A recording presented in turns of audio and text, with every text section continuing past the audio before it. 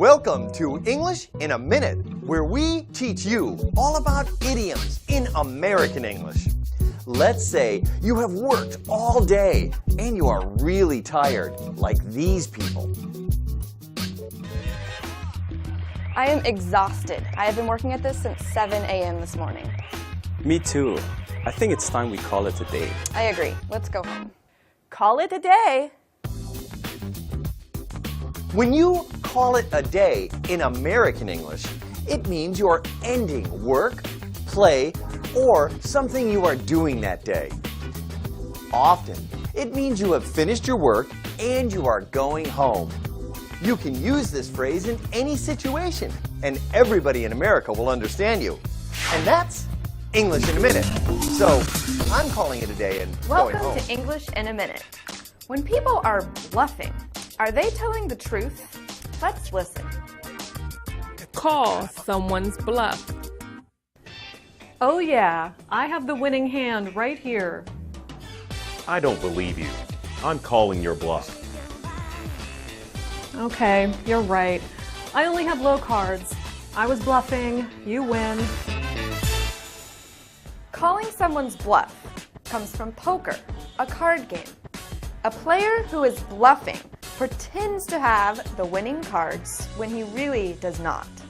Calling someone's bluff means you want a person to tell the truth about something. People bluff about serious and not so serious things. So the next time, you can call their bluff. And that's English in a Minute. Welcome to English in a Minute, where we teach you all about idioms in American English. Let's pretend you are in a major U.S. city. You are listening to an American English conversation, and you hear this. Hey Bob, ever since you opened your coffee shop, you have been very busy. Is the business going well and making money? Yeah, I can't believe it. It's going really well. In fact, my coffee shop is becoming a real cash cow for me. How does a cow produce cash?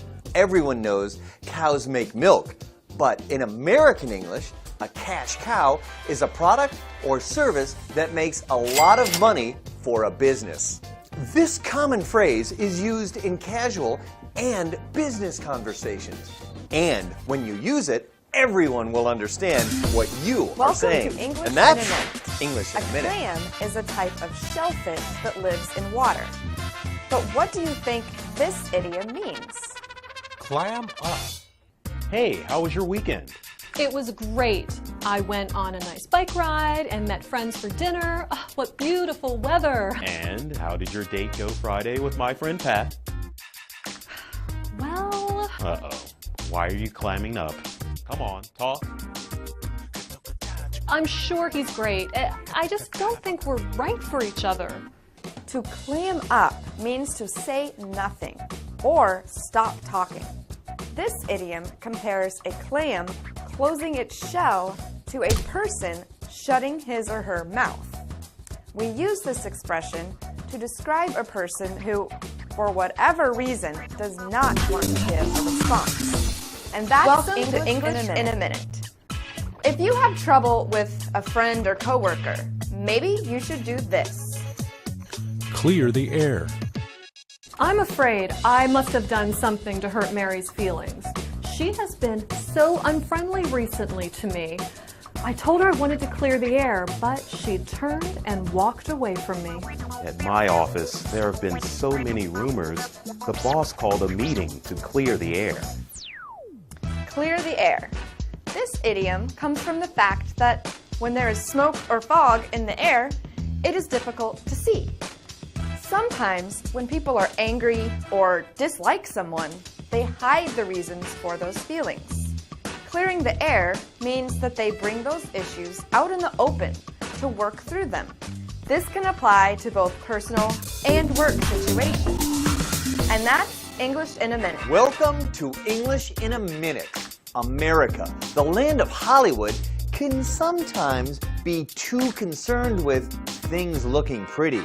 This is going to cost a pretty penny. Is she worried about making her money look good? Sometimes American English does not make any sense. Did you see that car?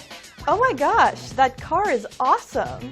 Yes, I bet it is really fast. That car must have cost a pretty penny. Ah, it means that something costs a lot of money.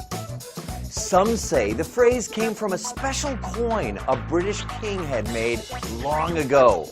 American English is very descriptive, and sometimes we put a colorful word in front of a noun to get our meaning across. And that's English in a Minute. Welcome to English in a Minute. If you have ever heard American English, you might have heard this. Cut to the chase. What does this mean? Stop with all the details and cut to the chase. What university are you attending in the fall? I'm going to Syracuse. That's great. Congratulations. Cut to the chase means to say what's important without delay. Just get to the point. It's like saying, I want only the important information now. This phrase started in Hollywood when silent movie directors said, cut to the chase, usually after a romantic scene. Now, when you use cut to the chase, you can say it with a happy or an angry voice, depending on your mood. And that's English in a Minute. Welcome to English in a Minute. American English has a lot of animal idioms. Here is a common one. Don't count your chickens before they hatch. Is this expression about math or farming? My boss says I'm getting a raise. Time to get a new laptop computer and plan my trip to Brazil. Whoa, whoa, whoa. I'm happy for you, Jonathan, but has the money actually landed in your bank account? Well, not exactly, but Don't count your chickens before they hatch. Don't count your chickens before they hatch means you should not depend on something until it actually happens. Not every egg grows into a chicken. So you cannot count on having those chickens until they come out or hatch from their eggs. And that's English in a Minute. We all need to breathe to live. And even the best swimmers can hold their breath for only so long. Don't hold your breath. Is this a warning for swimmers and divers? hey, do you need help moving to your new apartment this weekend? Oh no, that's okay. Evan said he would help. He has a truck. Evan, don't hold your breath waiting for him. He said he'd help me move, then never showed up. Oh, well then. What are you doing this weekend? We say don't hold your breath when we think something is not likely to happen soon, if ever. Sometimes children threaten to hold their breath until they get what they want, which usually does not work. You can also say, I wouldn't hold my breath. And that's English in a Minute. English in a Minute. What do you think about when you hear this American idiom? Down to earth. Are they talking about traveling to outer space and coming back down to Earth? I cannot believe we just met the guitar player from the Rolling Stones. He was so friendly and easy to talk to. I know. You would have never guessed he's a rock star. He was just so down to earth and seemed like a regular guy. If you say a person is down to earth, you mean he or she is friendly, informal, and realistic. In this example, a famous rock star seemed down to earth, easy to talk to, like a regular everyday person. It can also mean a person is practical and straightforward. And that's English in a Minute.